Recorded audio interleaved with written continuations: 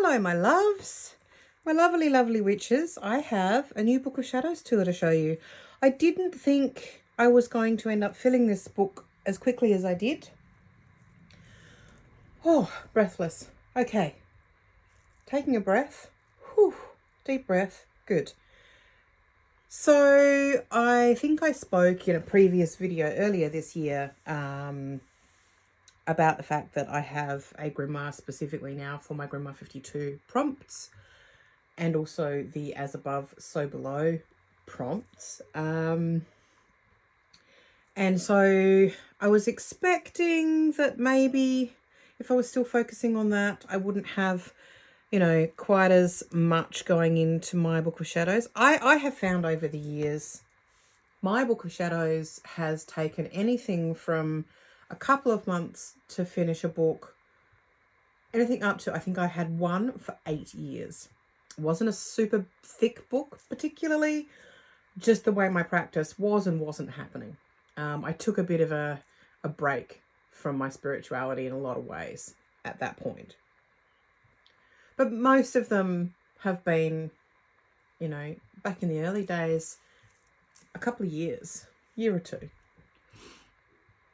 In recent years, I feel like I'm doing a lot more in my books in a sort of art witch practice way. So I do more of them, if that makes sense. I do more books. But because so much of my art witchery was going to be in other grimoires this year, I did think, and I did choose a smaller book for that reason, that I thought, oh, this will probably be, you know, 6-9 months, maybe more, for book 23. However, it was from January to March. So here we are. I'm doing a little flip through. I hope you enjoy it. Let's get started. So I did a little bit of collage, as I often do, with ephemera from all over the shop, including, this was actually the label of a lip balm that I bought. And the very first spell I did for the year was my 2024 Blessings jar. I've been doing one of these each year for a few years now, maybe 3 or 4 years. Just creating, it's essentially a spell jar, and choosing herbs and for particular reasons, things I want to draw in for the year, and containing them in that jar. So this was this year's. I actually chose to do this in a very beautiful glass jar that has an embroidered lid on it. Sort of it's metal frame, but with a fabric covering at the top, and it's all embroidered. It was really pretty. So there's my Blessings jar. One of my favourite characters is Aughra from the Dark Crystal. And she's in both the original film and the rebooted series, both of which I love, by the way. But she's just the best. She's just the best. And one of her, I suppose her catchphrase is end, begin, all the same. And I love that concept, that, you know, time is not linear and doesn't have a start and finish point.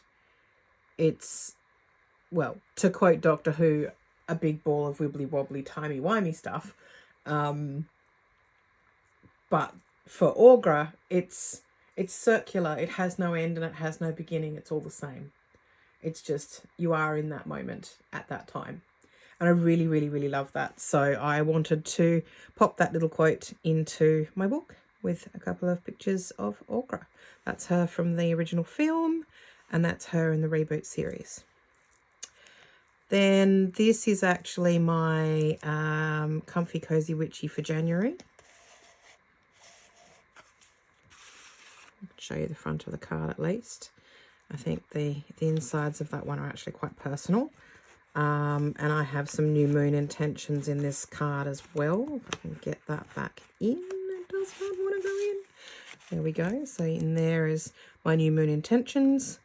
And my Comfy Cozy Witchy. These are some things I wanted to choose to do more of in 2024. Deity work, I wanted to work more closely with not only my matron deity and those deities I currently work with, but maybe also explore some new deities, get to know some new deities. I want to tend my altar more. I want to pull more cards. I want to do more grounding. I want to make more tea, both for its deliciousness, for its medicinal properties, and also for magical purposes. I want to do more meditating and more smoke cleansing and more sewing magic. And I'm getting there. Some of these things I've definitely done more of in the first quarter of the year. And some we have perhaps a little more work to do. But I like that I've got those intentions in there. This was just from a diary, I think it was, about magic for the zodiac, what different zodiac signs are good for. So if you're working in a zodiac season, or a moon that's in a particular sign, these are some reasons, or associations, correspondences for those. This is my new moon intentions for Aquarius. One of my comfy cozy cats in a cardigan. I really, really love this Dostoevsky quote, "Beauty will redeem the world." This actually came from something I purchased on Etsy from an amazing Ukrainian creator she's on Instagram as T-Balls. Highly recommend you check out her work. It is absolutely incredibly stunning. I purchased from her an alatir, which is a protection amulet essentially, and it's made in this really beautiful traditional pattern. It's all made from ribbon, and she does them in every color way under the sun, all with different sort of color themes. And I really wanted also to support a Ukrainian artist in some way, because of the horrendousness of the war in Ukraine. So check out T-Balls on Instagram. That'll have all her links, to her Etsy and what have you. Highly recommend. Beautiful, beautiful product. This was just a little page where I'd thought about being a bit more intentional when it comes to wearing my jewellery, and being a bit more witchy, choosing my jewellery based on symbology, creating sort of ritual jewellery from jewellery pieces I already own. I have, oh my God, it's almost embarrassing how much jewellery I have, because not only do I like to buy myself new pairs of earrings and necklaces and things, I love making jewellery as well. Just one more of my creative hobbies, because I don't have enough, obviously, is making jewellery. I started making it in, I reckon it was about 2005. I quit smoking for the first time. That was not a success, because I quit smoking for about 2 years, and then I started dating a smoker again. So that was it. I took it up again, but I did eventually quit, and I have not smoked for about 13 years now. However, that's totally I'm going on a ramble. The reason I took it up was because I was trying to quit smoking, and I was really on edge, and I needed something to keep my fingers busy. You would think that would be art, but that I found didn't work for me. I couldn't necessarily focus on it. I needed something that kept my fingers busy while I, watched television, or without having to be creative, because I was tense, I was stressed. And I don't always find it easy to create when I'm super stressed. So that was when my love of making jewelry started, and I ended up spending almost as much money on jewelry making supplies as I had on cigarettes, but I guess that's more positive. Addictions, huh? Anyway, so that was my thoughts on that. This is my spread that I created for Lunasa this year. So in there that's got things that I did on the day on that little card. And in here, these are the thanks. As part of my ritual every year, I write down thank yous to people who have assisted me over the previous 12 months. And then I have what I spent the day doing. And I've chosen this rather grape theme because I worked for 16 years in the wine industry. Wine is important to me. It's a passion of mine. And when I lived for about 8 or 9 years literally in the middle of a vineyard. And I don't just mean, like, it was literally slap bang in the middle. There were, during harvest season, the harvesters would literally just go past my bedroom window. Which at 3 o'clock in the morning, which is when they harvest, not great, but such is life.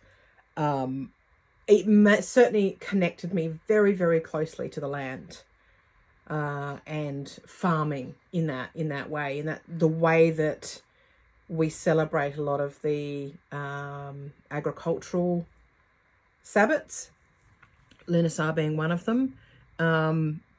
If you've ever lived on a farm or been in a sort of a community that is very, very close to the seasons, it does change your viewpoint, I think, or connects you more closely.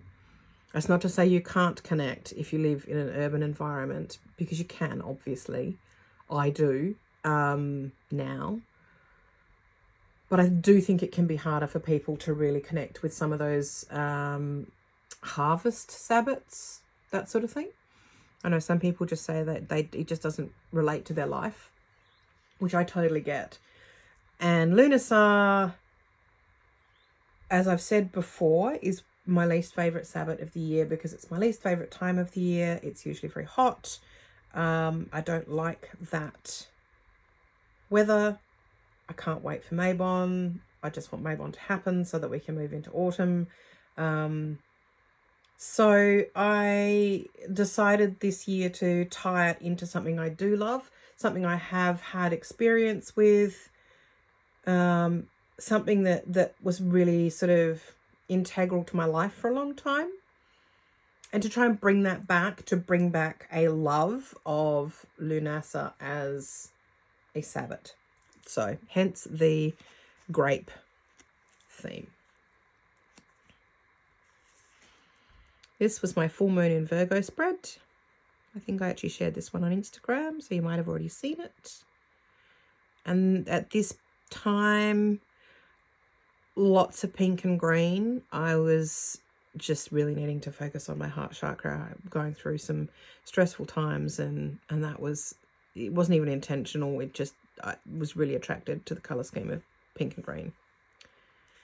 That was my comfy, cozy, witchy for February.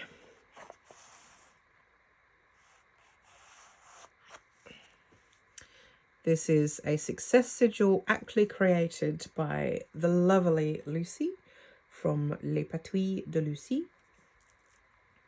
I purchased an item from her Etsy store that included a whole lot of pieces of beautiful ephemera, and it included this sigil for success. So I have used that in there. This is a little bit of protective kitchen witchery. I had been watching a video by Chaotic Witch Aunt. Check out her channel. She does a lot of really cool folk magic practices, sort of Italian-American folk magic practices, because that's her heritage. And I loved the way she was talking about spending time with ingredients and cooking with them with intention for protection, asking the ingredients for their protective properties. I just loved it, so I made some little notes on that. Birch is a plant ally that I have been working with quite a bit this year and feel like I want to do more with, so I wrote a little bit down about birch. There's a really beautiful birch tree it's actually technically on the edge of my next door neighbour's property, but it sort of overhangs my driveway, and there's no fence along that particular part of the driveway, so it feels like mine. It feels like my tree, even though it's not. So it's really nice to watch her through the seasons and see her, growing her catkins in spring and bright new leaves, and she's just started shedding leaves now for autumn. And then this is my animal ally of the year, beaver. And beaver and birch seem to go well together. So I continued the same theme from my stuff on birch through to my work with beaver. This was just a little bit of information on witch balls. And it's another type of container spell. I've I really like a container spell. I know that there's a lot of witch bottle jar spell, witch ball spells out there on social media, and a lot of them, because they're just in quick reels, TikToks or images, I'll be honest, they don't have a lot of substance with them. It can be a little bit hard to find where is the magic. Just putting things into a jar isn't magic. Working with plant materials and other symbolism and intentions and manifestations and those sorts of things, that's magic. Placing them, for me, making container spells of any kind is important. It's no different from the I think they call them gree or mojo bags. Spell pouches is how I would describe them, or little fabric poppets filled with herbs, crystals, bones, stones, shells, intentions, papers, things that you've written on. But the magic is in the crafting of the spell. It's not just dumping stuff into a jar and you've got a protection jar. And it's sort of frustrating as someone who has come from a background of a lot more sort of ritualistic or quite detailed spell work, to come up and against these not well explained, not well thought out or described so-called spells. It just gives a really false impression, in my view, as to what witchcraft is. I'll get off my bandwagon and move on to the next page. But I think you know where I'm coming from. I'm not trying to throw shade at anyone.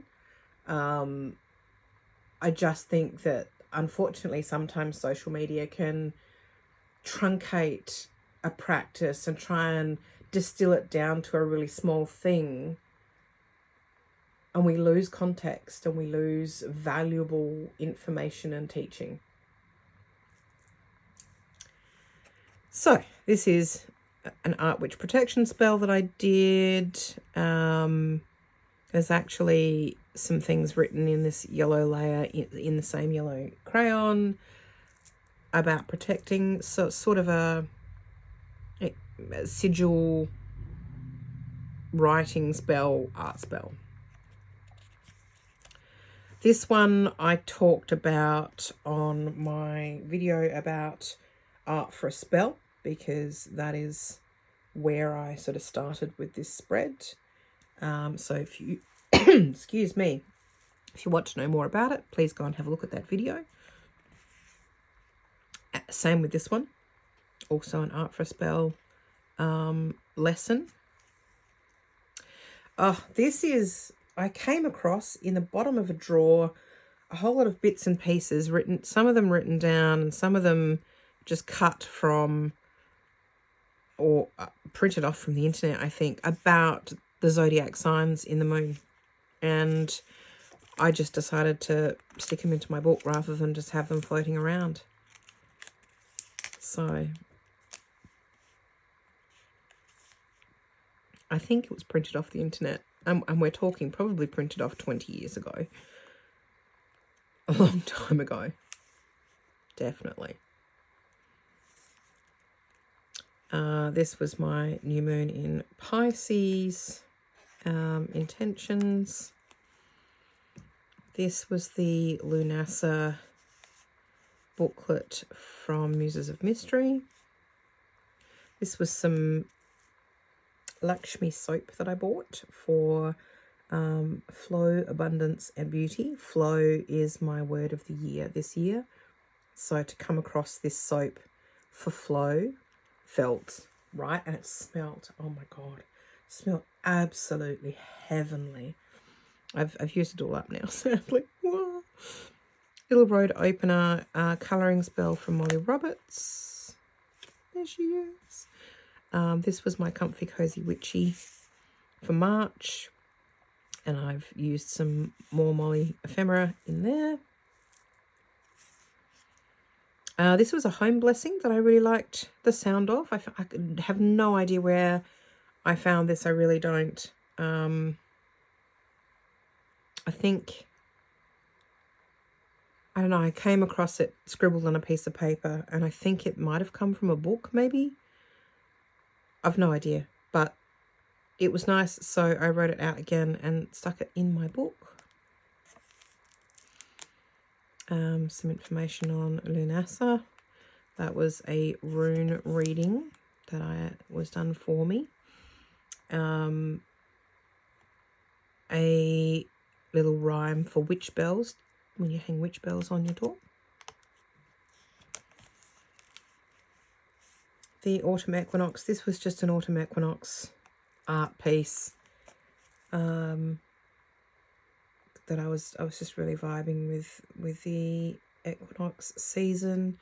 As I've said many times before, it's my favourite Sabbat, my favourite time of the year. Some information on apples and apple lore. This was a creativity candle spell that I did based on one by Hazel Daisies on Instagram. So I didn't exactly invent it, but I think I might have edited it slightly, but that's where that came from. Moth Wisdom, more Mabon. That's the Muses of Mystery box. This was my Mabon ritual. What I did. This is a stress blend. I actually found this card floating around the place that I'd written out before, and I don't think I'd ever used it. Don't know where I had hidden it, but it popped up in a box of things, and so I've stuck that in there. This, as I said, ritual booklet from Muses of Mystery for Mabon. And we have a stuck page. This was working with Sophia for wisdom and making wise choices.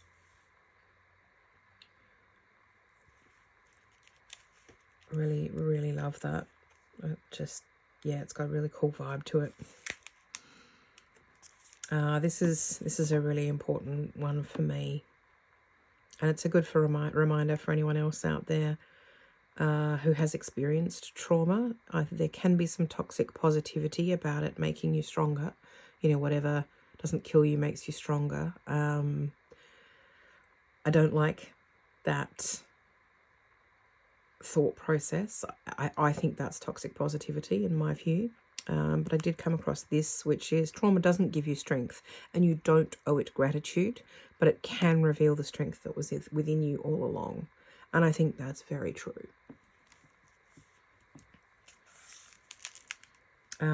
This was a happy and positive workplace spell, which, as I've mentioned before, looking for work. So I wanted to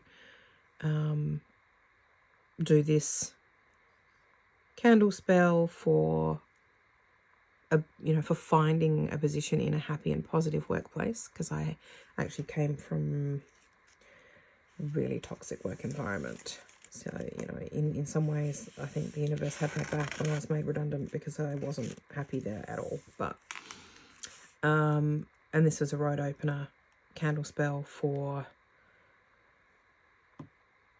similar reasons, opening up opportunities for me. This is a spell that I've done before. I really like this road opener spell where I place a key into a candle. It's very simple to do. You just heat up the end of the key in a candle flame and then push it into the wax. The hot key will push into the wax quite easily, sort of melts it as it goes in. And then I, surround the candle with the herbs, light the candle, say the spell, let the candle burn down and let that key fall out. And then I actually tie the key as a charm to, in this instance, I've tied it to my handbag. So if I'm going for job interviews and things, it's there with me. But you could also hang it in a window, hang it on a doorway, hang it from the rearview mirror in your car, for example. So, little road opener spell. This was from Tamed Wild on Instagram about Aries season, and I really liked the little ideas for working with Aries season. Going outside to let nature balance you, speaking up and saying how you feel, taking action and doing things, starting something new and getting moving. This was something I had come across, I think it was in a Rachel Patterson book on correspondences of food magic. I think that's where it came from. Or it might have been from, I actually have a book on Manan and McLear, and it might have been from that book. But I just loved the fact that he had a herd of magical pigs that, when eaten, brought prosperity and longevity to the eater. Now, apologies to my vegan friends or my vegetarian friends. Block your ears. But I liked that as a correspondence for when you're eating pork. I love pork. It is one of my favourite foods. That has some stuff, personal stuff. More information on birch. As I said, I'm continuing to work with birch. So I have written out even more detailed information on it. And that is that. That is the end of book number 23. So I hope you enjoyed that little flip through of this chonky gal. And I'm actually made, I think, 4 new junk journals to use potentially as books of shadows. And I made a really big one. I often do this. I find if I choose to create something small, my next one is enormous as some sort of compensation. I don't know. But it's really big and it was really chunky. It had only two signatures, but it was a big book. And then I'd put it all together. I'd done a similar, hidden spine. So happy with it. And I pulled it open to use it, and the first signature was practically falling out. It was so loose. And because it was a hidden spine, I didn't really want to take it out and try and sew it in as a not hidden signature. so it had, you know, stitches on the outside. I really didn't want that, so I pulled it out, just cut it out, so it's a single signature now, so it's not going to be as chonka-monka book, but maybe that's a good thing. Maybe it won't alligator mouth too much. So stay tuned. I'm sure you'll see pages on Instagram from book 24, and of course I will bring you a flip through when it's done. I hope you enjoyed this little flip through, and I will see you in the next video. Bye bye, my lovely witches.